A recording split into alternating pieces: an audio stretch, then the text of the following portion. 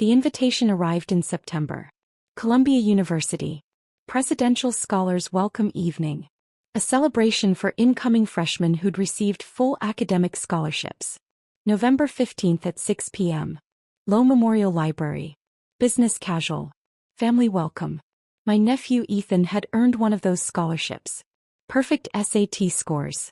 Valedictorian. National Merit Scholar. He was going to study pre-med. Follow in his aunt's footsteps, my brother Michael kept saying.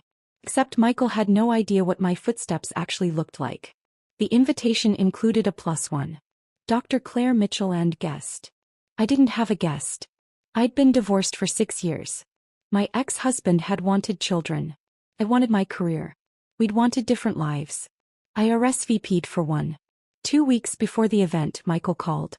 Claire, you're coming to Ethan's thing at Columbia, right? Wouldn't miss it, I said. Great. We'll sit together.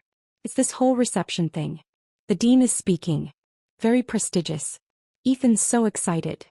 I'm excited too. He's going to be pre-med. Just like his aunt. Michael's voice was warm with pride. Remember when you were pre-med? Now look at you. Working at the hospital. It's come full circle. Working at the hospital. That's how Michael described my career. For the past 20 years. I'd stopped correcting him 15 years ago. It has, I said simply. Listen, Claire, I know you're busy with your hospital job, but try to dress nice for this, okay? It's Columbia. Very formal crowd. Lots of important people. I'll do my best, I said. Great. See you there. He hung up. I sat in my office staring at my phone. My office. Director of Cardiovascular Surgery, Columbia University Irving Medical Center. Corner office on the 8th floor. Windows overlooking the Hudson River. My name on the door. Dr. Claire Mitchell MD PhD. 3 diplomas on the wall. Columbia undergrad, Columbia Medical School, Columbia PhD in Biomedical Engineering. I'd spent my entire professional life at Columbia. 24 years.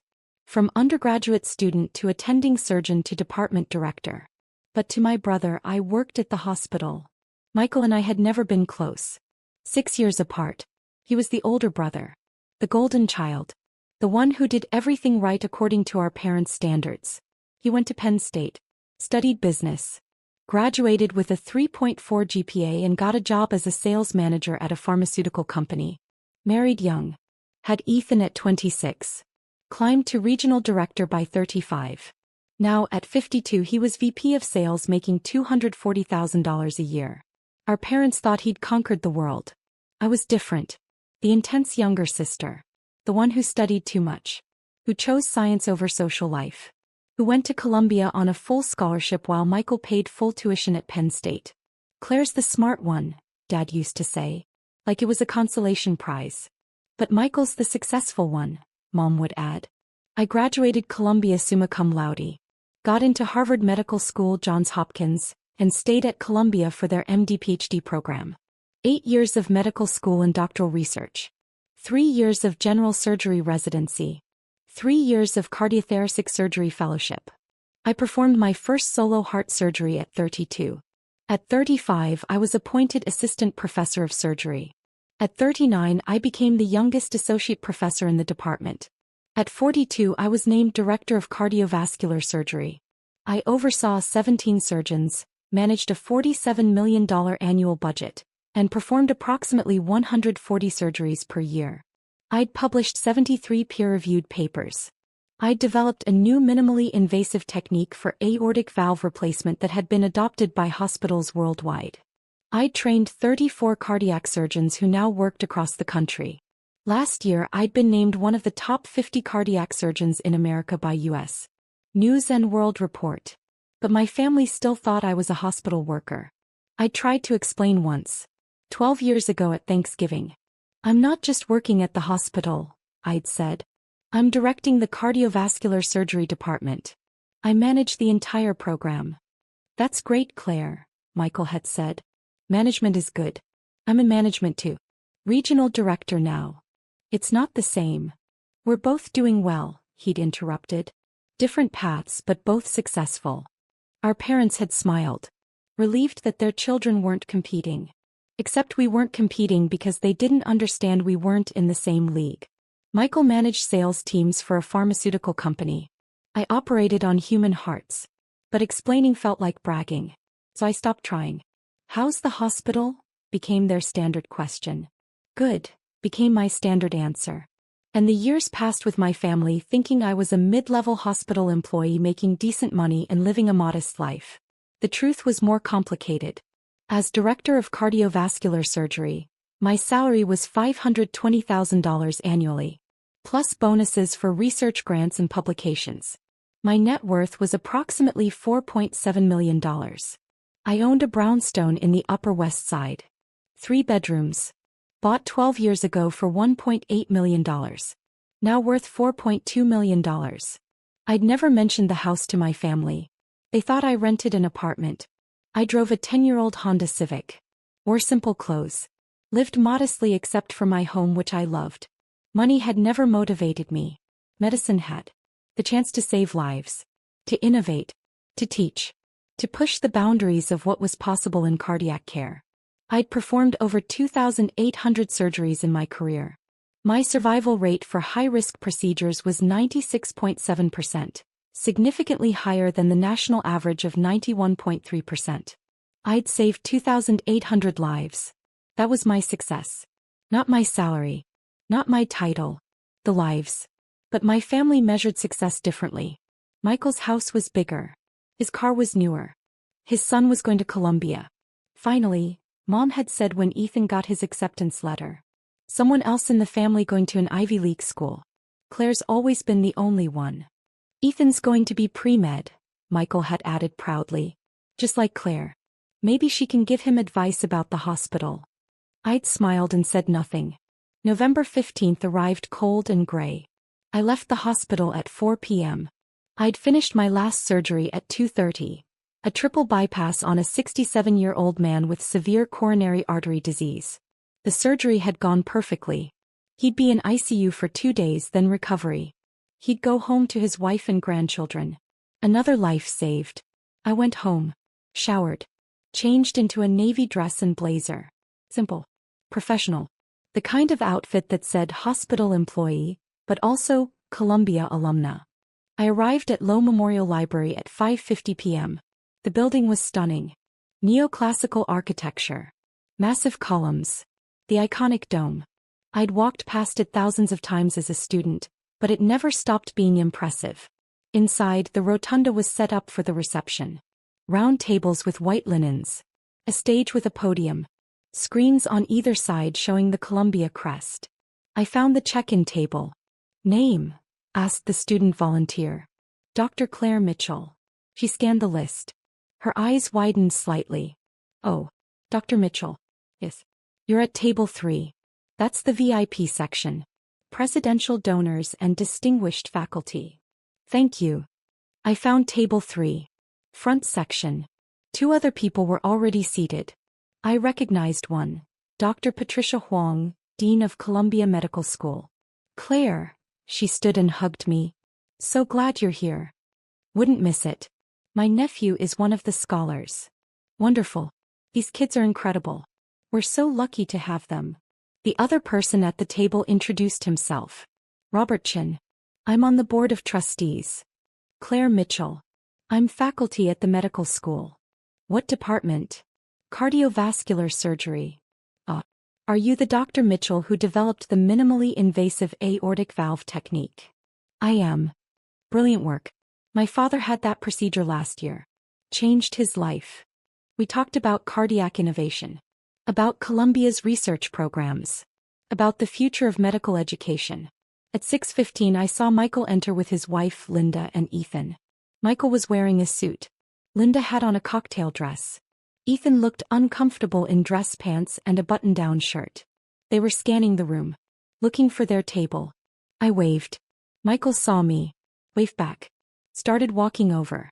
Then he noticed where I was sitting. Table 3. Front section. With the dean and a board member. He hesitated. Walked over anyway. "Claire. You're here early." "I am." "This is table 3. I think that's for faculty and VIPs." "I know. I'm sitting here." "Oh. They put you with the VIPs? That's nice of them. He didn't understand. Thought someone had made a seating error in my favor. Where are you sitting? I asked. He checked his card. Table 17. Back section. Come on, Linda, Ethan. Let's find our table. Good to see you, Michael, I said. We'll catch up after. They walked away. Dr. Huang smiled at me. Your brother? Yes. He seems nice. He is. He just doesn't quite understand what I do. How is that possible? You're one of the most prominent cardiac surgeons in the country. He thinks I work at the hospital, like a staff position. I've never corrected him. She stared at me. Why not? Because it doesn't matter. My work speaks for itself. Whether he understands it or not doesn't change the lives I've saved or the research I've published. That's very zen of you. Or very tired, I admitted. I spent years trying to explain. Eventually I stopped.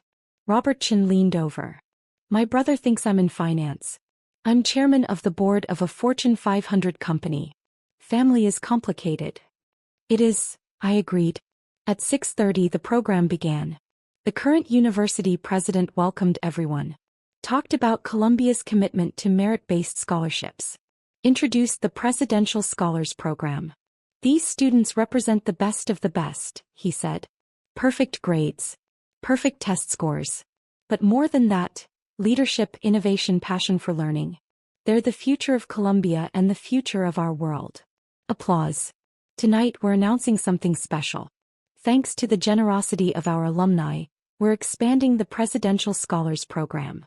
For the first time, we'll be able to offer full scholarships to 50 students per year instead of 30. More applause. This expansion is possible because of a transformative gift from one of Columbia's most distinguished alumni.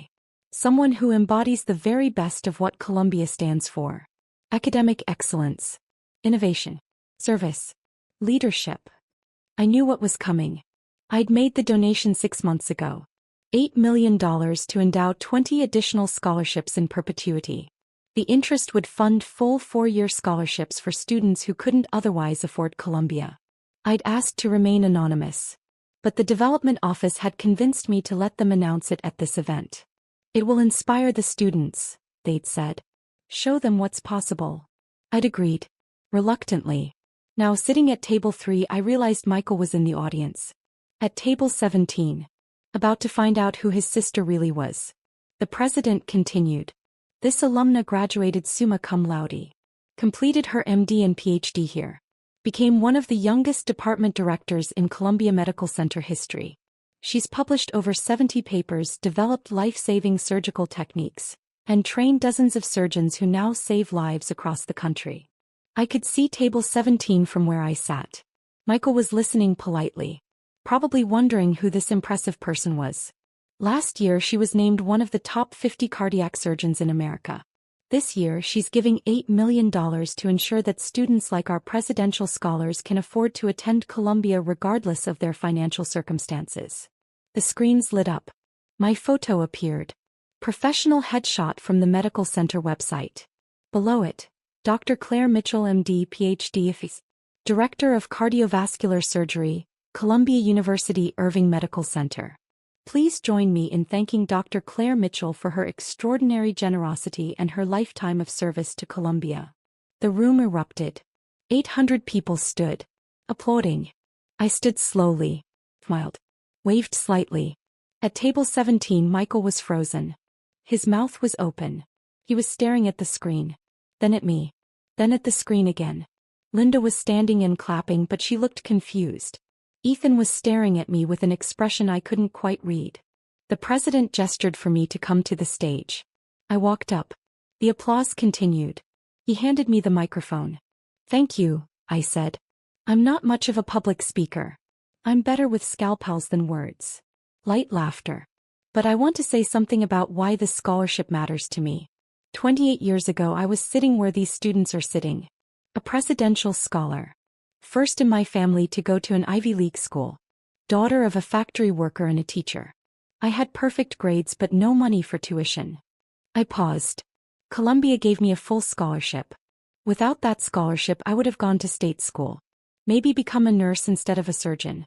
Maybe never had the opportunity to develop new surgical techniques or train the next generation of cardiac surgeons. That scholarship changed my life. I looked at the presidential scholars. 50 faces. Young. Eager. Brilliant. So this donation isn't charity. It's paying forward what Columbia gave me. The chance to reach my potential. The chance to serve. The chance to make a difference. I looked at table 17. Michael was still frozen. Not clapping. Just staring. These students will do extraordinary things. They'll cure diseases. Build companies. Create art. Serve communities. Lead movements. And someday maybe they'll pay it forward too. Maybe they'll give some other brilliant kid the chance they had. I held up the certificate the president had given me. Thank you, Columbia.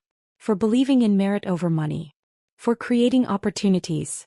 For changing lives. The applause was thunderous. I walked off stage. Back to table 3. Dr. Huang hugged me. That was beautiful. Thank you. Robert Chin shook my hand. $8 million. That's transformative. It's an investment, I said. In the future. The rest of the evening was a blur. Dinner was served. I made small talk with the table. Students approached to thank me. Faculty members congratulated me. At 8:30 the formal program ended. Networking began. Michael appeared at my table. Claire, can we talk? Of course. We walked to a quiet corner of the rotunda. He looked shaken. You donated $8 million. Yes. $8 million. Yes, Michael. Where did you get $8 million? I saved it. Over 24 years. Plus investments. Plus the sale of some stock options. Stock options from what? I consult for a medical device company. They gave me equity. The company went public. The stock appreciated. He was quiet for a long moment. You're not just working at the hospital. No. You're the director. Of cardiovascular surgery. Yes. You're one of the top 50 cardiac surgeons in America. According to one ranking, yes. You make, what? What do you make? Michael, I don't think. Just tell me. Roughly. Including bonuses and consulting, about $600,000 a year. His face went pale. $600,000. It's not about the money. You make $600,000 a year and you never told us? You never asked, I said quietly. You asked how the hospital was. I said good. You assumed I was a mid-level employee. I didn't correct you. Why not? Because it didn't matter. You measured success by salary and title. You were proud of your VP position and your $240,000. If I told you I made more, it would have changed our relationship. You would have felt competitive. Or defensive. Or like I was showing off. So I stayed quiet. That's not fair, he said. Isn't it? How many times did you tell people about my job? She works at a hospital. In that dismissive tone. Like it was nice that I had employment but nothing special. He looked away. I heard you tonight, I continued. When people asked about me. She works at a hospital. My son will be the real success. I didn't mean. Yes, you did. You've been saying it for 20 years. I work at the hospital. You're the successful one. The regional director. The VP. The one who made it. Because I thought. You thought I was ordinary. Unremarkable. Just another hospital employee. Because I didn't brag about my achievements or my salary or my research. So you assumed I didn't have any. He was quiet. Michael, I've performed over 2,800 heart surgeries. I've saved 2,800 lives. I've published research that's changed how we do cardiac care. I've trained surgeons who are now saving lives in 34 states. That's my success. Not my salary. Not my title. The lives. I didn't know, he whispered. Because you never asked. You never visited my office. You never asked to see the hospital. You never asked about my research or my patients or my work. You just assumed. At that moment Ethan appeared. Dad? Aunt Claire. He looked between us. Are you okay? We're fine, Michael said automatically. No, we're not, I corrected. But we will be. Ethan looked at me. Really looked at me. You donated $8 million. I did. For scholarships. Yes. Why? Because 28 years ago Columbia gave me a full scholarship. Changed my life. I wanted to do the same for other students. That's... He paused. That's incredible. Thank you. I had no idea you were so successful. Most people don't, I said. I don't advertise it. Dad said you worked at the hospital. Like as a staff person or something. Michael looked ashamed. I do work at the hospital, I said. I'm just also the director of cardiac surgery. Both things are true. Ethan smiled. Can I ask you something? Of course. You said you're going to follow in your footsteps. The pre-med thing. But I don't even know what your footsteps look like. Would you tell me? Really tell me? I looked at Michael. He nodded. I'd be happy to, I said. We went to a coffee shop near campus. The three of us. I told Ethan everything. About medical school. The sleepless nights. The first time I held a human heart in my hands during surgery. The feeling of knowing that if I made one wrong move the patient would die. I told him about my first solo surgery. A 54-year-old woman with aortic valve disease. How I'd been terrified. How my hands had shaken. How the surgery had taken 6 hours. How she'd survived and hugged me 2 weeks later and said, "You gave me my life back." I told him about the research. The years of studying minimally invasive techniques. The failures. The breakthroughs. The moment I realized we could do valve replacements without opening the entire chest cavity. I told him about the first patient who received my new technique. How the recovery time was cut in half. How the complication rate dropped.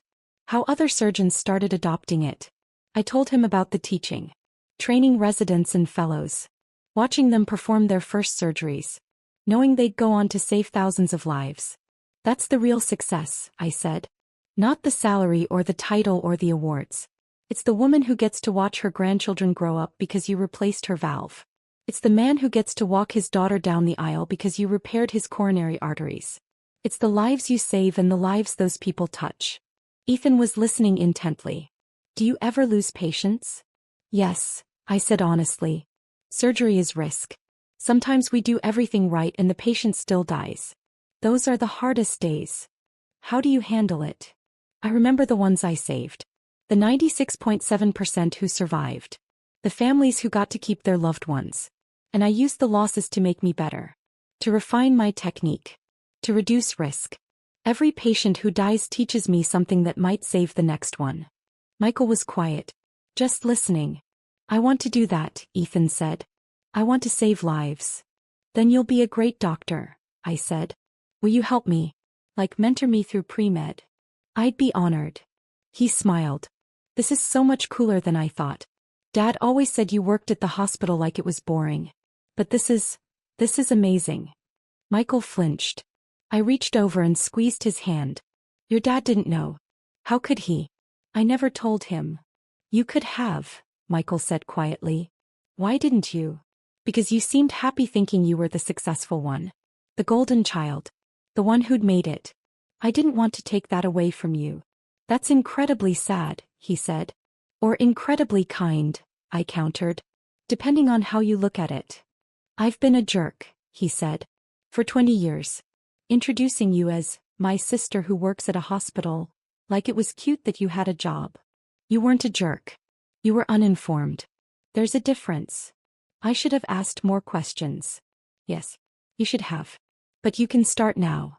Over the next 6 months, everything changed. Michael visited my office at the hospital. Watched me do rounds. Sat in the observation gallery during a surgery. Saw what I actually did. Afterward he'd said, "That was the most intense thing I've ever witnessed. You're incredible, Claire." Thank you. I'm sorry I didn't see it before. You see it now. That's what matters. Ethan started coming to the hospital every other week. Shadowing me. Bernie. Asking questions. I introduced him to residents. Let him observe procedures. Taught him about anatomy and physiology and the art of surgery. You're a natural teacher, one of my residents said. You should do more of this. I am, I said. Starting with my nephew. In March, Michael called a family meeting. Mom, Dad, Linda, Ethan, and me. I have something to say, Michael announced. For the past 25 years, I've been telling everyone I was the successful sibling. The one who made it. The one who did everything right. Our parents looked confused. But I was wrong. Claire is the successful one. She's one of the top cardiac surgeons in the country. She makes twice what I make. She saved almost 3,000 lives. She donated $8 million to Colombia. And I had no idea because I never bothered to ask about her life. Mom's mouth fell open. $8 million? Yes, I said simply. Where did you get $8 million? I saved it. Invested it. Earned it over 24 years of working as a surgeon. You're a surgeon? Dad asked. I thought you were a hospital administrator or something. I'm the director of cardiovascular surgery. I both operate and administrate. Silence. Then Mom said, why didn't you tell us? I did tell you. Multiple times. You didn't listen. Eventually I stopped trying. That's not fair. Mom, Michael interrupted. It is fair. We didn't listen. We assumed. We were so busy being proud of my regional director title that we never asked what Claire's title was. I'm proud of your title, I said to Michael. You worked hard for it. But we can both be successful. Success isn't a competition. I know that now, he said. I wish I'd known it 20 years ago. Dad stood. Walked over to me. Hugged me. I'm proud of you, Claire. So proud. And I'm sorry I didn't say it more often. Thank you, Dad. Mom joined the hug. My daughter, the heart surgeon. Cardiac surgeon, I corrected gently. But close enough. In May, Colombia held its annual donor recognition event. The development office had asked me to speak. To explain why I'd given the $8 million. I agreed. The event was at the faculty house. 300 guests. Major donors. University leadership. Faculty. Students. My whole family came. Mom, Dad, Michael, Linda, Ethan. They sat at table 5. Front section. Proud. When I was introduced, they stood and cheered louder than anyone. I walked to the podium. Looked out at 300 faces. And began. 28 years ago, I walked onto this campus as a scared 18-year-old from a working-class family in New Jersey. I'd been accepted to Columbia with a full presidential scholarship. Without that scholarship, I would have gone to Rutgers. Probably become a nurse. Maybe taught biology at a high school. I paused. But Columbia gave me a chance. A chance to study with the best professors. To work in world-class research labs. To attend medical school. To become a cardiac surgeon. To save lives. I looked at my family. My family didn't always understand my path. They thought I worked a modest hospital job. They didn't know I was directing a department or performing complex surgeries or publishing groundbreaking research. And honestly, that was partly my fault. I didn't share. I didn't explain. I let them think what they wanted to think. Michael was crying. But over the past 6 months, that's changed. My family now understands what I do. And more importantly, why I do it. Not for the salary or the prestige or the recognition. But because every surgery is a chance to give someone more time. More birthdays. More anniversaries. More moments with the people they love. I held up the donor recognition plaque. That's why I gave $8 million to Columbia. Because this university gave me the chance to do that work. To save those lives. To make that difference. And I want to give that same chance to 50 more students every year. Forever. The room stood. Applauding. My family stood first. After the speech, after the networking, after the thank yous and handshakes and photographs, I found my family waiting for me. Ethan hugged me first. That was amazing, Aunt Claire. Thank you. Michael hugged me next. I'm so proud of you. I should have said that 20 years ago. You're saying it now. Better late than never? Much better late than never. Mom and Dad hugged me together. Our daughter, Mom said. The heart surgeon. The professor. The philanthropist. Just Claire, I said. Doing work I love. Just Claire who saved 2,800 lives, Dad corrected. We went to dinner afterward. An Italian place in Morningside Heights. The kind of restaurant families go to celebrate. And we celebrated. Not my donation. Not my title. Not my salary. But the fact that after 25 years of being invisible to them, my family finally saw me. Really saw me. Not as she works at the hospital. But as Dr. Claire Mitchell. Cardiac surgeon. Lifesaver. And that was worth more than $8 million. That was priceless.